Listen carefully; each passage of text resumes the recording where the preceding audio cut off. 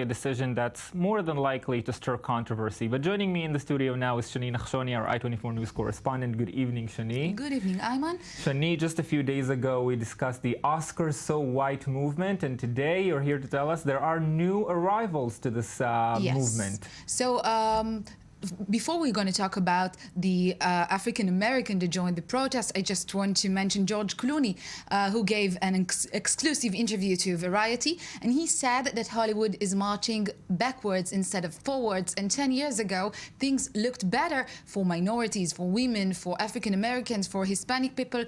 And now you can see that in a second year in a row, the 20 major spots for actors and actresses are all white nominees, and so this is George Clooney saying that this protest is right.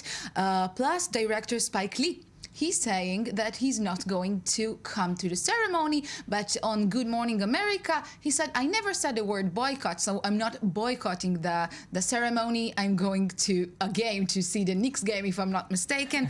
But he said that he wouldn't judge Chris Rock, and whatever decision he will make, he'll accept it, and he loves him and wish him all well. So he's taking a step back, but you know who I hope to see in the ceremony? It's the cast of Friends. And you have news of a program that might make this happen, the reboot of Friends? A Scottish animator, his name is Andy Pandy.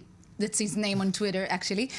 He created a generator of intelligence, artificial intelligence, that he took the old scripts of the Friends show and made her make a new one according to these old scripts. So in the new episode that this program created, there are funny things and are pretty bizarre. For example, Chandler is saying that he is going to propose to his shoe, and Monica is saying that she hates men and she's going to go to Minsk.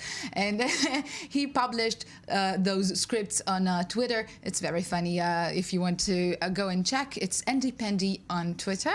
And briefly, you have news from my favorite publication, Vogue.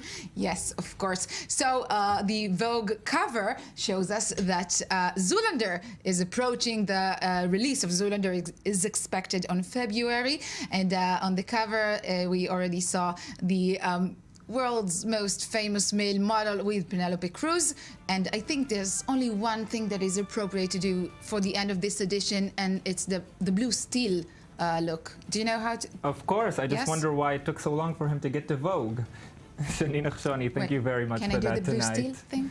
You can do the blue steel as we go on break. That's Shani Nachshoni doing blue steel, and that concludes the news today.